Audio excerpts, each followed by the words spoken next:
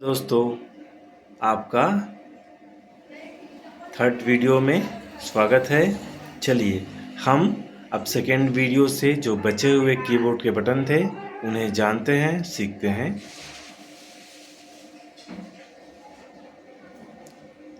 ये है हमारा प्रिंट स्क्रीन बटन। इसका इस्तेमाल हम मॉनिटर के स्क्रीन को प्रिंट करने के लिए करते हैं। जैसे हम मोबाइल में स्क्रीनशॉट लेते हैं, वैसे ही हम मॉनिटर के स्क्रीन का प्रिंट ले सकते हैं।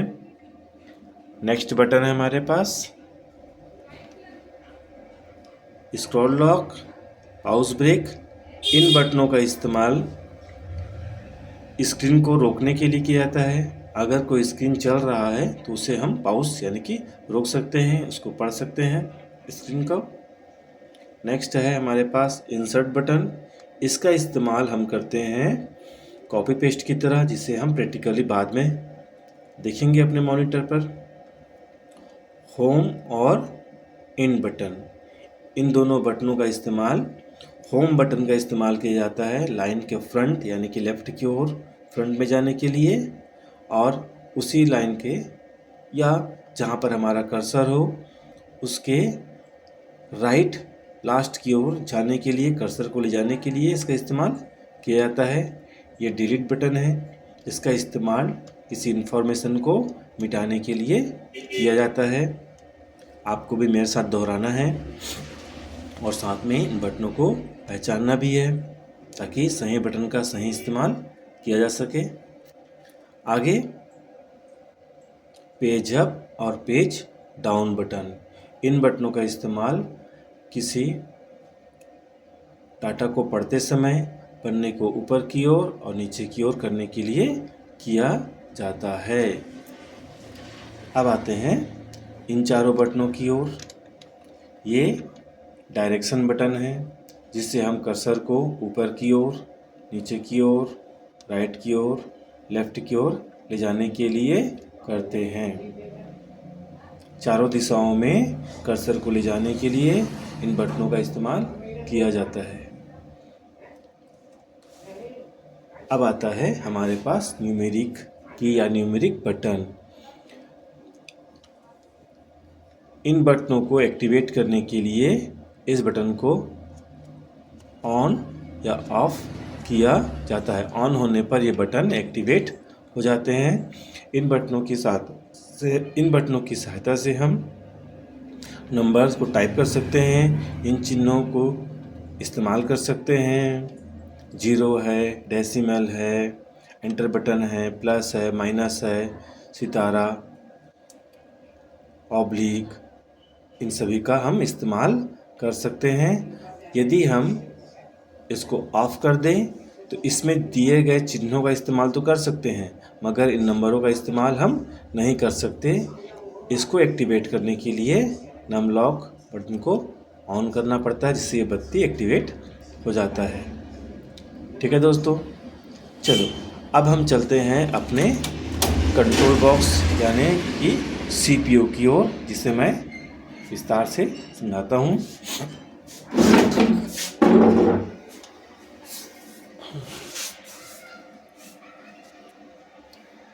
यह है हमारा कंट्रोल बॉक्स। कंप्यूटर का सबसे महत्वपूर्ण भाग यही CPU या कंट्रोल बॉक्स होता है। आप अपने आसपास में अगर घर में हैं तो देखे ही होंगे। ये कंप्यूटर का दिमाग भी कहलाता है। इसमें जो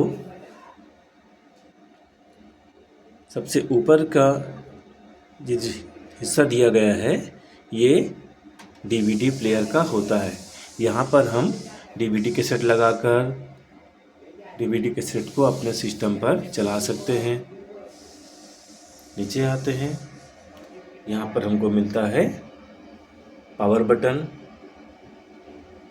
ये जिसकी मदद से हम अपने कंट्रोल बॉक्स को ऑन ऑफ करते हैं। उसके नीचे आते हैं, हमें मिलता है एक छोटा बटन, इसको रीस्टार्ट बटन कहते हैं। अगर कंप्यूटर हैंग हो जाए या कंप्यूटर को पुनः स्टार्ट करना हो तो हम इस रीस्टार्ट बटन का इस्तेमाल करते हैं। उसके नीचे कुछ पोर्ट दिए हुए हैं, कुछ यूएसबी पोर्ट हैं जिनका इस्तेमाल हम अपने कुछ डिवाइसों को यूएसबी तार की सहायता से अपने सिस्टम यानी कि सीपीयू से अटैच करके उसका इस्तेमाल सिस्टम पर कर सकते हैं।